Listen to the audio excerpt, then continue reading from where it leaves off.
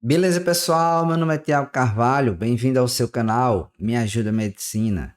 E na aula de hoje, nós iremos falar sobre as queimaduras, um tema bastante relevante e comum na nossa prática do dia a dia. E se você chegou no nosso canal, eu queria pedir para você deixar aquele like para valorizar o nosso trabalho que está sendo entregue a você de forma gratuita. E se até o final da nossa aula a gente conseguir lhe ajudar, se inscreve no canal e vem participar da nossa família. Antes de iniciar a nossa aula, eu gostaria de dedicar essa aula para a minha professora, a doutora Cati Silva Lima. Ela que foi minha preceptora na rotação de cirurgia, até porque esse tema de queimaduras, ele está nos capítulos de cirurgia do trauma. E na nossa primeira semana de rotação, nós tivemos a oportunidade de cuidar de um paciente queimado. E a doutora Cati, com sua grande competência no nosso round clínico, nos deu uma aula maravilhosa sobre queimaduras e me despertou o interesse de vir aqui fazer essa aula para vocês. Então, gostaria de agradecer a doutora Cati, por compartilhar seu conhecimento para conosco e agradecer também pelo seu carinho e dedicação. Obrigado, professora. Agora vamos para a aula. Bom, pessoal, as queimaduras, elas são mais comuns em extremos de idade, como crianças e idosos. A população mais acometida é o sexo masculino, e aqui nós já devemos dar atenção para os acidentes de trabalho. As causas, os agentes causadores, de queimaduras são os mais diversos. Ao contrário do que o senso comum, a maioria pode pensar, a queimadura ela só não é provocada ali por um contato direto com o calor ou com a chama. Nós temos aqui os agentes físicos, que aí já entra aqui o contato, com chama ou com superfícies quentes. Nós temos aqui os químicos, que se enquadram aqui em contato com substâncias ácidas, alcalinas, fenóis e etc.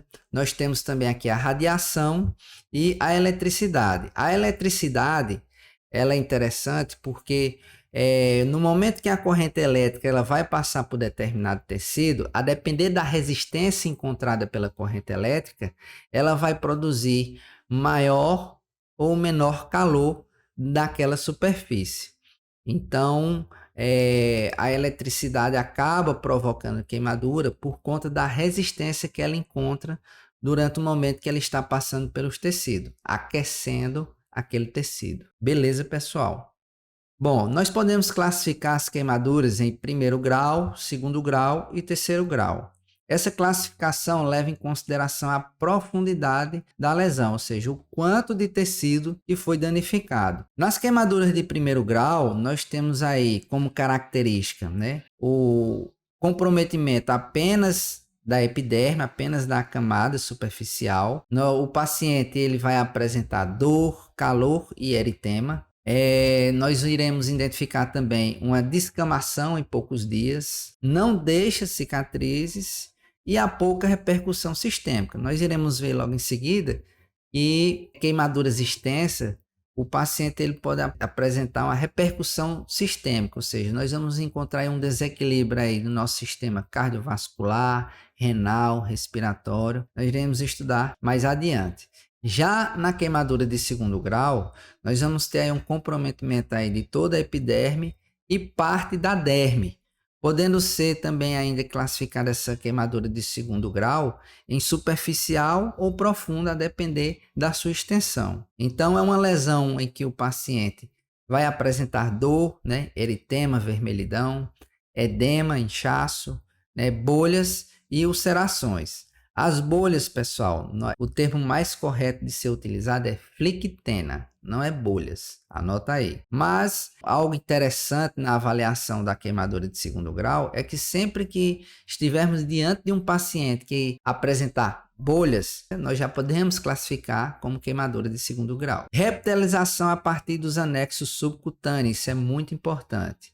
Gente, qualquer lesão tecidual, nós só iremos ter uma reptilização se estiverem presentes os anexos, como folículo piloso e glândulas sebáceas, glândulas sudoríparas e vasos sanguíneos.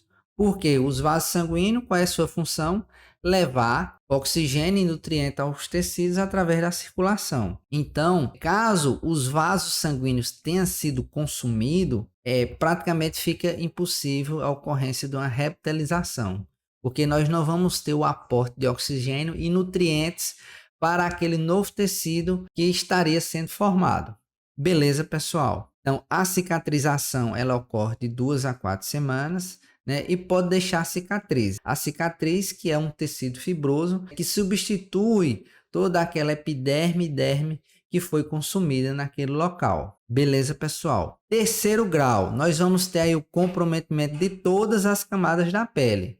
E pode se incluir também tendões, músculos e ossos.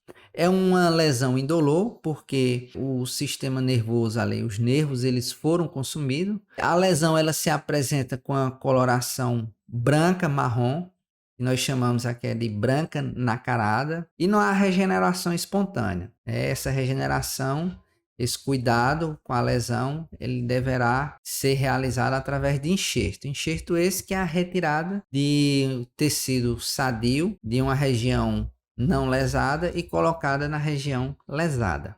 Beleza, pessoal? Passar fisiopatologia. Como eu falei para vocês, em lesões muito extensas, o nosso paciente ele vai apresentar repercussões sistêmicas. E que repercussões sistêmicas são essas, Tiago? Bom, vamos iniciar falando do nosso sistema cardiovascular. No momento da lesão, nós vamos ter aí uma liberação de substâncias vasoativas, como catecolaminas, que promovem vasoconstricção, histaminas, que promovem vasodilatação, que aumentam a permeabilidade vascular. Então, nós vamos ter aí a ocorrência de perda de líquido e proteínas para o espaço extravascular. Essa perda de líquido e proteína também pode ser para o espaço extracorpóreo, porque o paciente perdeu ali a proteção da pele, né? Então, nós não temos mais a pele para conter o líquido no seu devido local. Então, por conta dessa perda de líquido, nosso paciente ele poderá se encontrar com hipotensão. Beleza, pessoal? Então, nós podemos ter também aqui a formação de edema, que ocorre o seu máximo em um período de 36 a 48 horas. Edema esse por conta, né, justamente do extravasamento de líquido do vaso, que fica ali retido também no espaço intersticial, no espaço entre as células. Quanto ao sistema renal, se o nosso paciente ele tiver um quadro de hipovolemia moderado ou grave, o rim pode sofrer com isso. E nós iremos ter aí um quadro de lesão renal aguda por conta dessa hipovolemia, ou seja, o rim não está recebendo ali a irrigação de forma adequada. Alterações hematológicas, então nosso paciente ele pode se encontrar em um quadro de anemia de leve a moderado. Por que isso, Tiago? Nós vamos ter aí, perda de plasma para o terceiro espaço, ali que é o espaço intersticial. Nós vamos ter destruição imediata de nossas hemácias lesadas pelo calor, então a anemia já começa por conta disso, parte das hemácias consumida, e nós vamos ter redução da produção das hemácias. Por quê? Nesse momento de estresse, o nosso corpo ele vai desviar todos os seus recursos, todas as nossas reservas, né, de glicose, de proteína, de energia, para a produção de um novo tecido e até para tentar controlar todas essas alterações. Então, a produção das hemácias ela vai ficar reduzida, porque a prioridade naquele momento não é só produzir hemácia. Existe uma série de repercussões sistêmicas que está ocorrendo e aí toda a atenção e energia do nosso corpo vai estar voltada para manter e restaurar esse equilíbrio. Beleza, pessoal?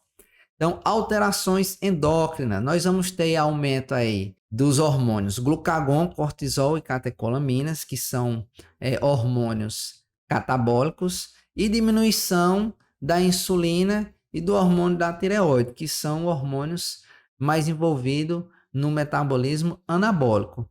Então, por conta disso aí, nós já podemos dizer também que ali no quadro agudo, o nosso paciente ele vai estar no estado catabólico, ou seja, de consumo de reserva e gasto de energia.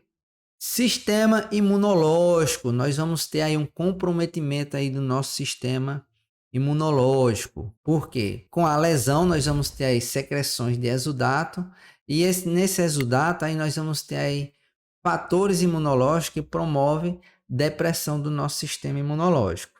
Além disso também, por conta da natureza avascular da lesão, ou seja, caso os nossos vasos tenham sido consumidos, o sangue não vai chegar mais naquela localidade. E as nossas células de defesa, como macrófago, neutrófilo, linfócito, as proteínas, imunoglobulina, como é que elas vão chegar naquele local e combater um possível desenvolvimento e multiplicação de micro-organismos? Não chega, porque não tem circulação naquele local. Então, a natureza vascular da lesão favorece a colonização de bactérias, tanto gram positiva quanto gram negativa.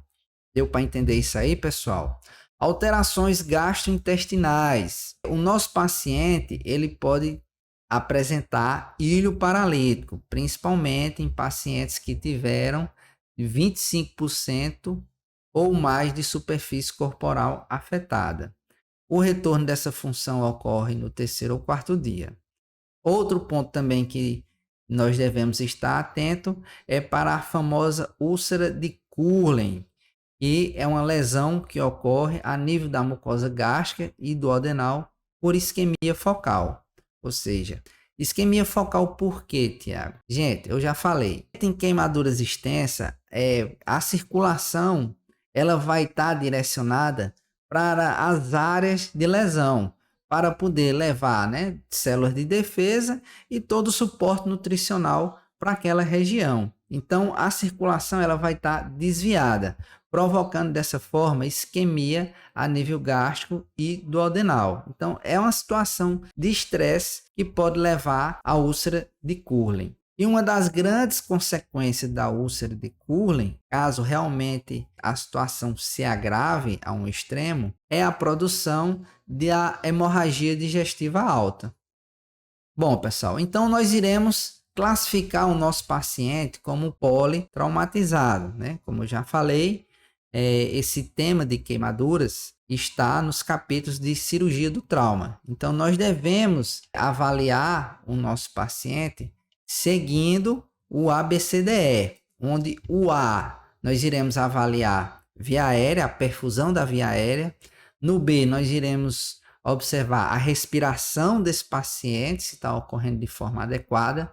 No C, nós iremos observar a circulação, as repercussões hemodinâmicas. No D, nós iremos avaliar o neurológico, nível de consciência desse paciente.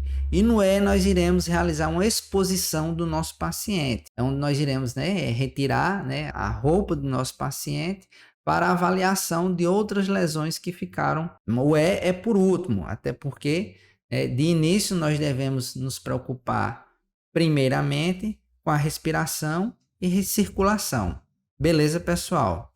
Então, no início também do nosso atendimento, nós devemos realizar uma anamnese com o nosso paciente. Caso o paciente ele chegue lúcido, orientado, nós devemos realizar uma anamnese com ele para podermos estudarmos a cinemática do trauma, como ocorreu aquele acidente. Caso o paciente ele não possa responder, esteja desacordado, enfim, nós devemos realizar essa anamnese com quem trouxe esse paciente. E aí, essa anamnese vai servir para o quê? A gente determinar a fonte, a causa que gerou as lesões, se foi líquido quente, químico, chama, etc. A duração da exposição é muito importante, principalmente se o paciente ele foi encontrado em local fechado e ali ele pode ter inalado a fumaça e a gente já começa a suspeitar de queimadura de via aérea. Saber se o ambiente é aberto, fechado, pelo risco e possibilidade de inalação. E o mecanismo da lesão, nos atentarmos para saber se ocorreu uma situação de explosão e queda. Então, via aérea e proteção de coluna cervical. Por que proteção de coluna cervical eu coloquei aqui, pessoal?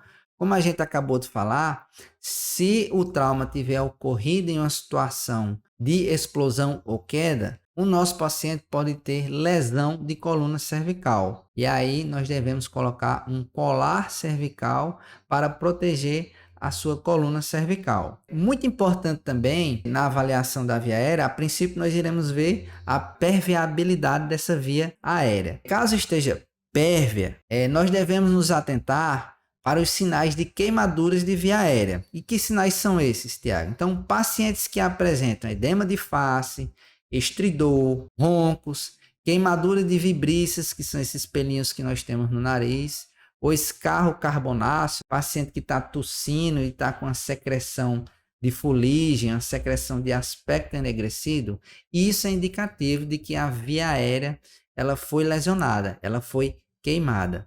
E nós devemos proceder de forma precoce na intubação desse paciente. Tá aqui, ó. Considerar a indicação precoce de via aérea definitiva.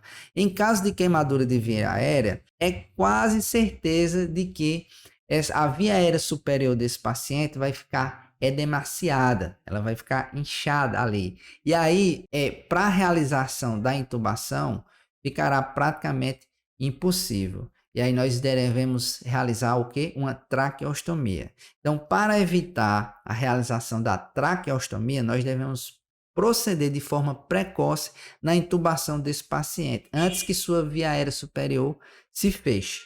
Beleza, pessoal? E se o paciente chegou consciente, nós devemos conversar com ele, dizer que ele vai ser intubado, explicar o motivo ali de forma rápida, porque em questões de minutos essa sua via aérea vai se fechar. E nós devemos aproveitar essa janela de tempo enquanto ela está aberta. Outro ponto também muito importante em relação à anamnese é saber se o paciente estava em local aberto ou fechado. Ter ocorrido o risco da inalação da fumaça, do monóxido de carbono. E o monóxido de carbono ele é uma substância extremamente tóxica, né? O CO. Por que ele é tóxico, Tiago? Porque ele se liga à molécula de hemoglobina de forma estável. Tá aqui, ó, a molécula formando a molécula de carbohemoglobina, tá aqui, ó. A carbohemoglobina possui afinidade 200 vezes mais pela hemoglobina que o oxigênio.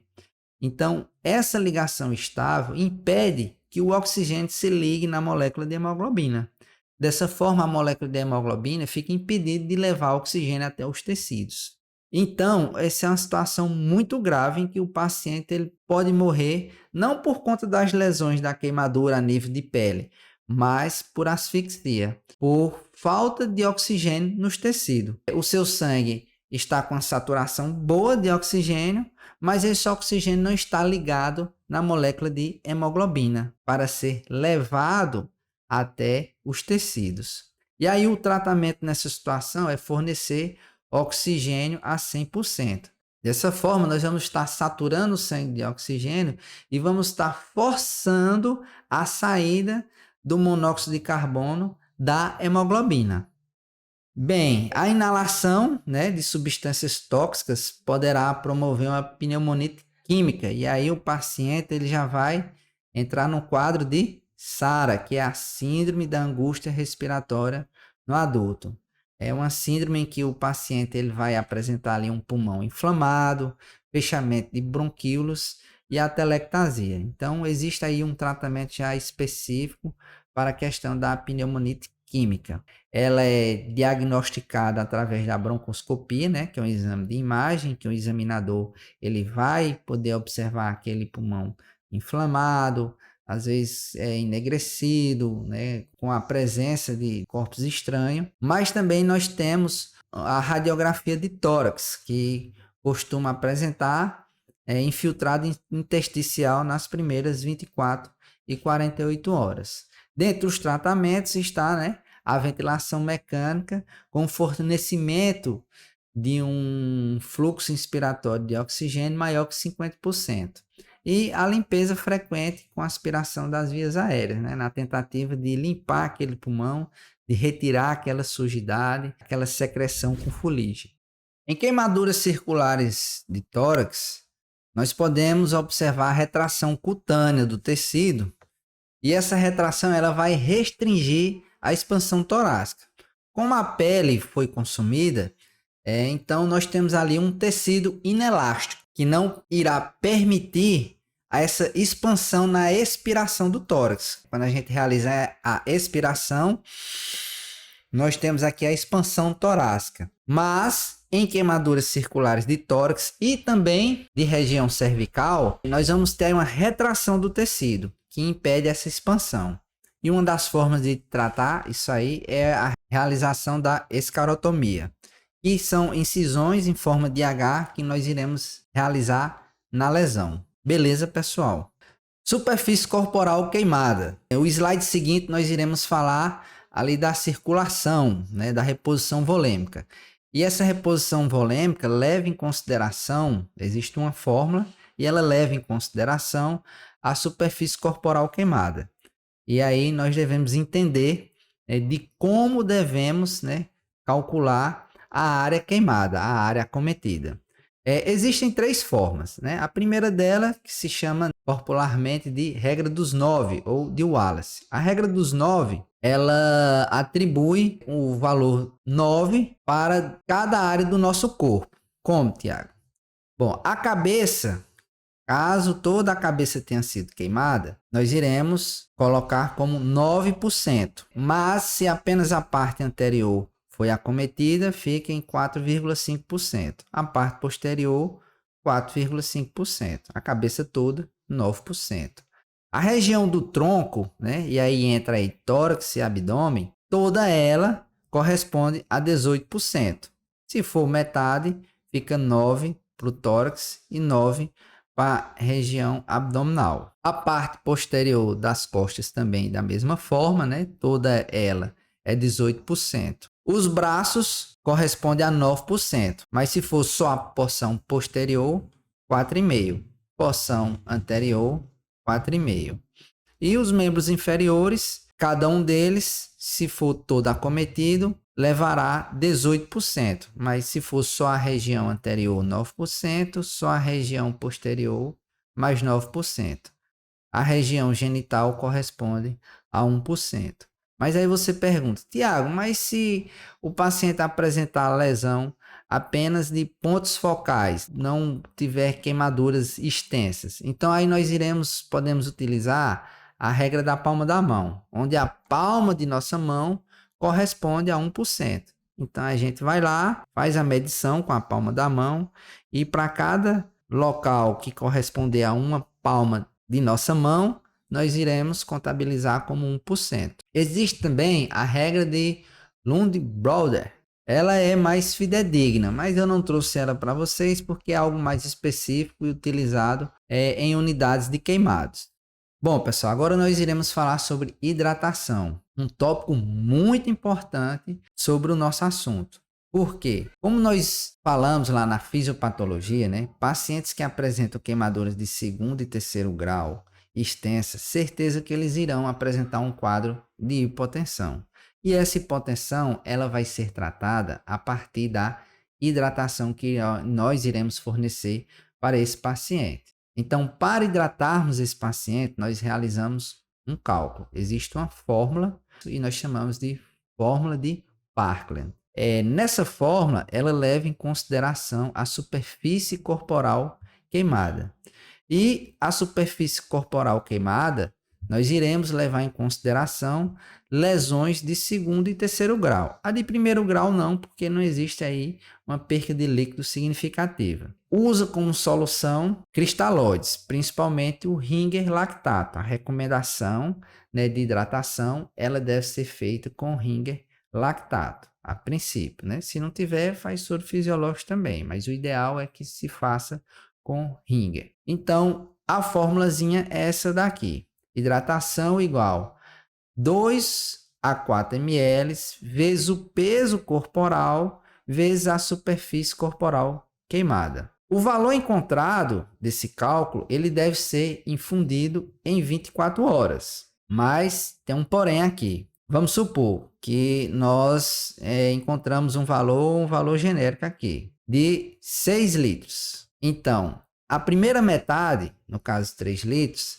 deverá ser infundida nas primeiras 8 horas. E a outra metade, os outros 3 litros, deverá ser infundida nas próximas 16 horas restantes.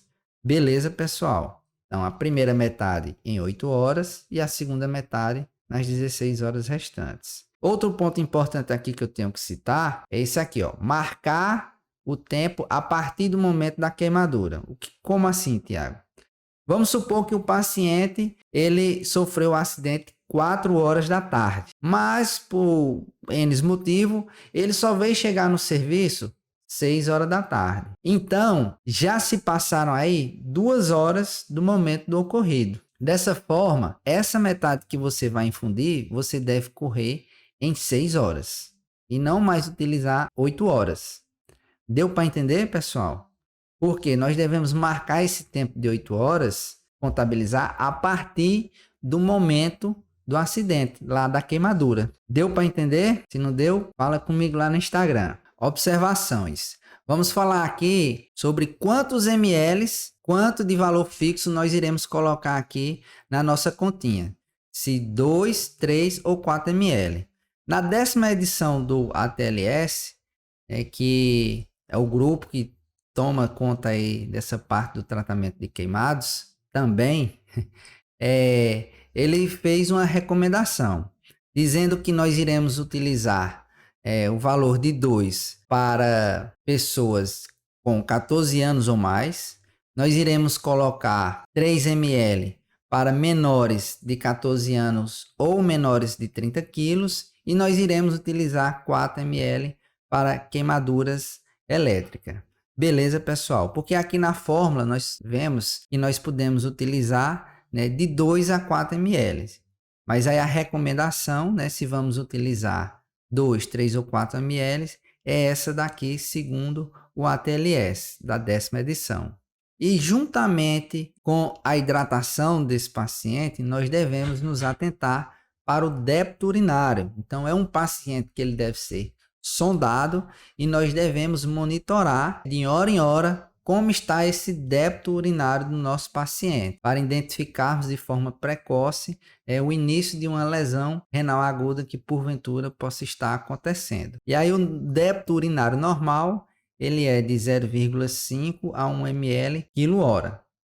Avaliação neurológica. Então, a perda de líquido com a hipotensão leva à confusão mental. Então, o paciente ele pode estar entrando ali num quadro de choque hipovolêmico. Explosões de choque elétrico podem estar associados com trauma crânioencefálico. O choque elétrico ele pode jogar o paciente longe, provocando aí algum tipo de trauma crânioencefálico. Então, às vezes, a confusão mental ou algum déficit neurológico identificado ali naquele momento, necessariamente ele não pode ser proveniente de um quadro de hipotensão, mas sim de um trauma crânioencefálico secundário à explosão ou queda. Então, realizar exame diagnóstico somente após a estabilização da respiração e hemodinâmica do paciente, claro, né?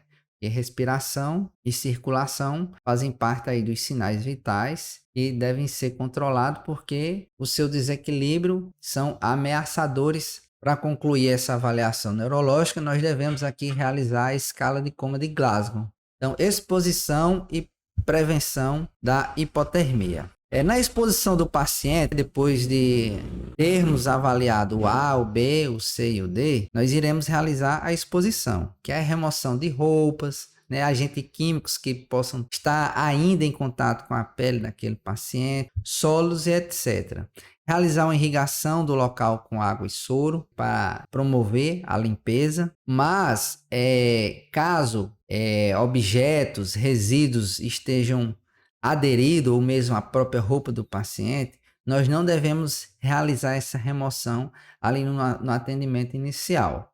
Nós devemos deixar essa remoção para ser realizada lá no centro cirúrgico. Então, resfriamento com água fria somente em queimaduras pequenas, menor ou igual a 10% da superfície corporal acometida, porque esse resfriamento, apesar de promover um alívio da dor do nosso paciente, ele pode provocar hipotermia, que é uma situação que nós devemos evitar no nosso paciente.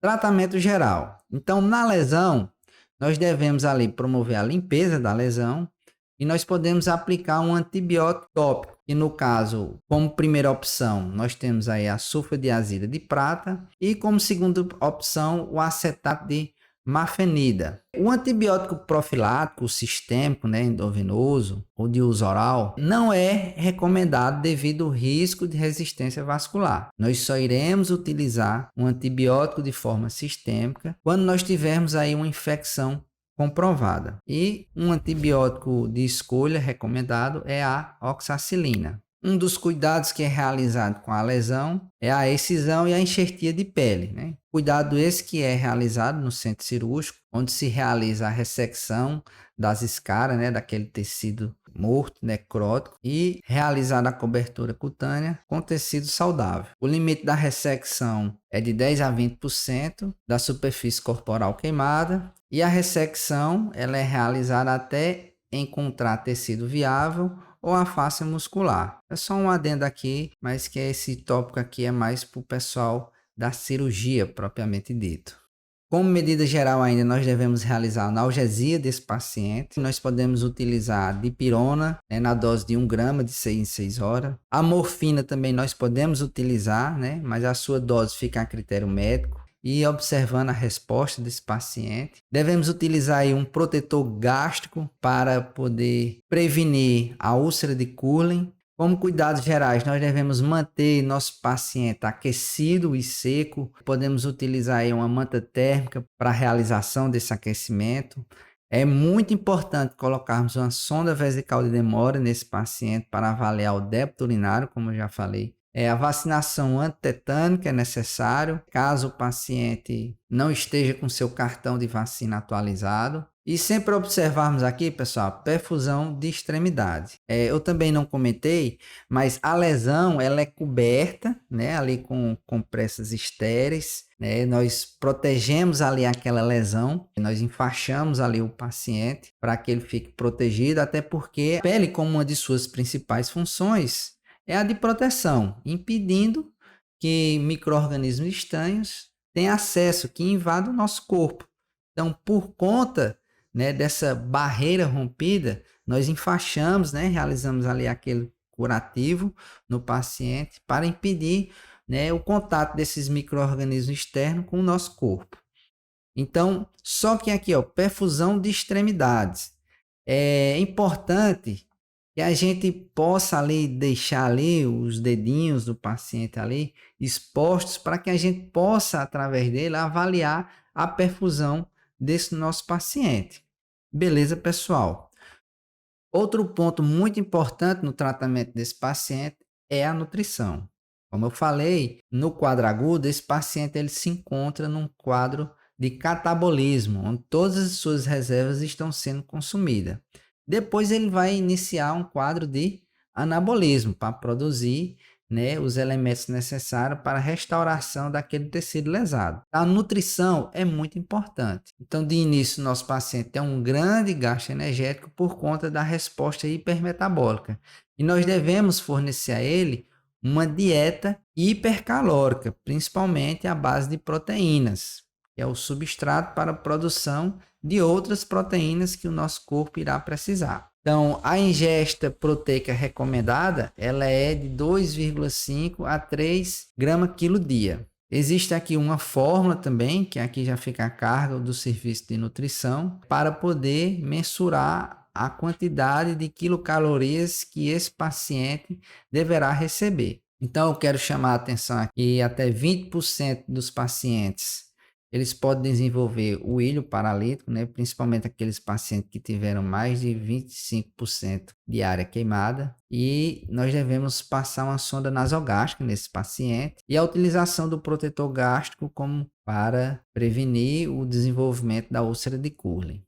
Então, falando aqui de forma breve sobre o choque elétrico, a extensão da lesão ela é proporcional à resistência do tecido. Como eu já falei lá no início, quando a corrente elétrica vai passando pelos tecidos, aquele tecido que oferecer maior resistência vai ser o tecido que mais vai ser aquecido, que mais vai ser lesado. Então, aqui em ordem decrescente de maior resistência para menor resistência, nós temos aqui ossos, tendões, pele, músculo, vasos sanguíneos e nervo. Nos vasos sanguíneos nós temos o que é ali? Líquido. Então, a corrente elétrica, o líquido, eles são bons condutores. Então, os nossos vasos sanguíneos não terão tanta repercussão. Mas ossos, tendões, pele e músculo serão ali queimados de forma bastante intensa por conta da resistência oferecida por eles. Então, nosso paciente ele poderá apresentar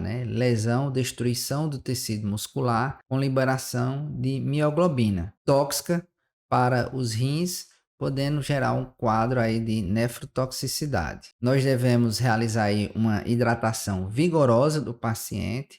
As recomendações no choque elétrico referente à hidratação é utilizarmos lá na forma 4 ml. Devemos promover aí a alcalinização da urina e a diurese osmótica com manitol. A lesão muscular ela pode gerar a síndrome compartimental. O que é a síndrome compartimental? Na lesão muscular, nós vamos ter ali perda de líquido para o terceiro espaço. Só que o músculo ele está envolvido ali por uma fáscia. E aí o líquido ele vai ficar aprisionado naquela fáscia muscular. O aprisionamento desse líquido vai promover ali compressão das estruturas. E na síndrome compartimental, o principal sintoma referido pelo paciente é uma dor muito forte por conta da compressão das estruturas ali presentes, entre elas o nervo. O líquido não tem por onde ser drenado por conta do aprisionamento e as estruturas internas vão ser comprimidas. Então, para o tratamento da síndrome compartimental, nós iremos realizar a fasciotomia, que são incisões ali na face muscular, no músculo, para que esse líquido ele seja drenado e não fique aprisionado, comprimindo as estruturas. A corrente elétrica, ao passar pelo coração, pode promover assistolia ou fibrilação ventricular. No caso de fibrilação ventricular, o tratamento é a desfibrilação. No caso de assistolia, o tratamento é apenas as compressões torácicas, mais a administração de adrenalina. Só uma informaçãozinha adicional, a morte causada por choque elétrico é chamada de eletrocução. Aqui do lado nós temos aqui uma tabelinha de exames que podem ser solicitados para a gente acompanhar a resposta do nosso organismo. Como complicações tardias, nós temos aí a pneumonia, que pode estar associada à ventilação mecânica, porque esses pacientes, geralmente esses grandes queimados, ficam entubados. Infecção urinária, proveniente da sonda vesical. E nós temos aí o carcinoma epidermoide, ou conhecido também como úlcera de Marjolin, que é um distúrbio cicatricial que ocorre em feridas crônicas. Bom, pessoal, agora nós vamos falar sobre os critérios de transferência para centro de queimados. O paciente queimado ele é um paciente muito delicado e nem todo hospital oferece os recursos e o tratamento adequado para esses pacientes. E por conta disso, existem centros especializados em cuidar apenas de pessoas queimadas.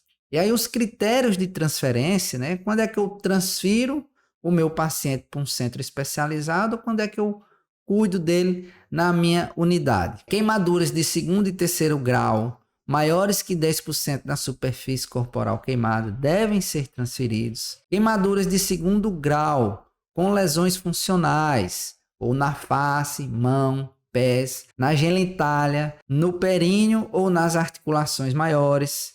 Temos aí também queimaduras de terceiro grau, em qualquer idade deve ser transferido. Queimaduras elétricas, lesões inalatórias, queimadura circunferencial, queimaduras com doenças associadas, pacientes que já possuem outras comorbidades irão agravar ainda o quadro desse paciente.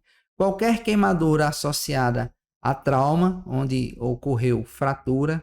E por fim, se o hospital não apresenta condições ou pessoal treinado para cuidar daquele tipo de paciente, você também vai transferir esse paciente para um centro de queimados.